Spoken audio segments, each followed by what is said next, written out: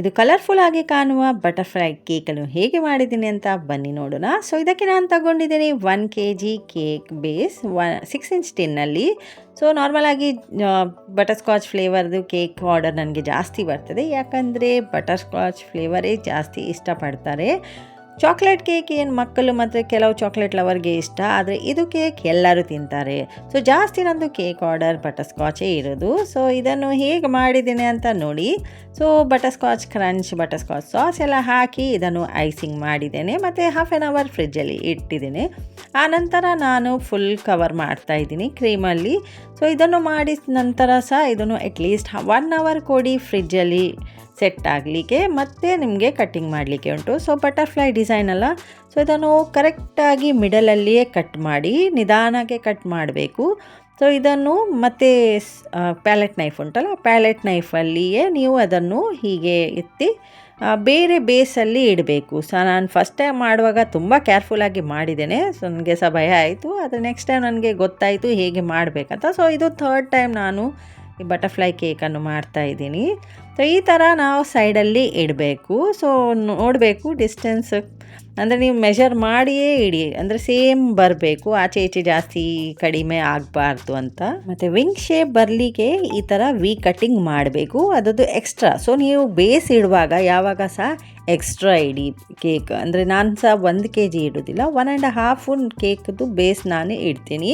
ಯಾಕಂದರೆ ವೇಸ್ಟೇಜ್ ಏನಿದ್ರೆ ಅದರಲ್ಲಿ ಹೋಗ್ತದೆ. ಸೊ ಕಡಿಮೆ ಆಗಬಾರ್ದು, ಯಾವಾಗ ಸಹ ಜಾಸ್ತಿ ಕೊಟ್ಟರೆ ಪರವಾಗಿಲ್ಲ, ಕಡಿಮೆ ಯಾವಾಗ ಸಹ ಆಗಬಾರ್ದು ಅಂತ ನಾನು ಅದನ್ನು ನೋಡ್ತೀನಿ. ಸೊ ಇದು ಕ್ರೀಮ್ ಕಡಿಮೆ ಬೇಕಂತ ಹೇಳಿದ್ದಾರೆ. ಸೊ ಇದನ್ನು ನಾನು ಹೀಗೆ, ಇಲ್ಲದ್ರೆ ಕ್ರಮ್ ಕೋಟಿಂಗ್ ಇಲ್ಲಿ ಸಹ ಮಾಡಲಿಕ್ಕೆ ಉಂಟು ಖಾಲಿ ಜಾಗದಲ್ಲಿ, ಆದರೆ ನಾನು ಡೈರೆಕ್ಟ್ ಇದು ಪೈಪಿಂಗ್ ಬ್ಯಾಗಲ್ಲಿಯೇ ಡಿಸೈನ್ ಮಾಡಲಿಕ್ಕೆ ಹೋಗಿದ್ದೇನೆ. ಸೊ ಕ್ರೀಮ್ ನಿಮಗೆ ಜಾಸ್ತಿ ಯೂಸ್ ಆಗೋದಿಲ್ಲ, ಅಂದರೆ ನನಗೆ ಯಾವುದು ಆರ್ಡರ್ ಬರ್ತಾರೆ ಅವರು ಹೇಳ್ತಾರೆ ಜಾಸ್ತಿ ಕ್ರೀಮ್ ಬೇಡ, ಮಕ್ಕಳಿಗೆ ಸಹ ಮಕ್ಕಳಿಗೆ ಇಷ್ಟ ಆಗ್ತದೆ, ದೊಡ್ಡವರಿಗೆ ಅವರಿಗೆ ಕೊಡಲಿಕ್ಕೆ ಇಷ್ಟ ಇರೋದಿಲ್ಲ. ಸೊ ನೀವು ಎಷ್ಟು ಆದರೆ ಅಷ್ಟು ಕಡಿಮೆ ಮಾಡಿ ಕ್ರೀಮನ್ನು. ಸೊ ನಾರ್ಮಲಾಗಿ ನಾವು ಇಷ್ಟು ಹಾಕಲೇಬೇಕಾಗ್ತದೆ, ಅದಕ್ಕಿಂತ ಕಡಿಮೆ ಹಾಕಿದರೆ ಅದು ಎಲ್ಲ ಕಾಣಿಸ್ತದೆ. ಸೊ ಎಷ್ಟು ಆಗಿದೆ ಅಷ್ಟು ಕಡಿಮೆ ನಾನು ಮಾಡಿದ್ದೇನೆ ಕ್ರೀಮನ್ನು. ಸೊ ಈ ಥರ ಮಾಡಿದರೆ ಡಿಸೈನ್ ಸಹ ಬರ್ತದೆ, ನಿಮಗೆ ಅದು ಕವರ್ ಸಹ ಆಗ್ತದೆ ನೋಡಿ.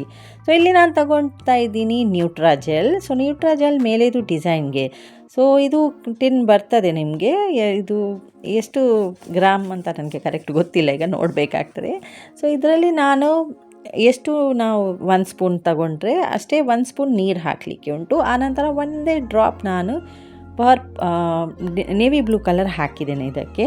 ಅದು ಹಾಕಿದ್ಮೇಲೆ ಪೈಪಿಂಗ್ ಬ್ಯಾಗಲ್ಲಿ ಇದನ್ನು ಫಿಲ್ ಮಾಡಿದ್ದೇನೆ. ಮತ್ತು ಈ ಥರದ್ದು ಜಸ್ಟ್ ನೀವು ಪ್ರೆಸ್ ಮಾಡಬೇಕು ನೋಡಿ, ಆವಾಗ ನಿಮಗೆ ರೌಂಡ್ ಇದು ಬರ್ತದೆ.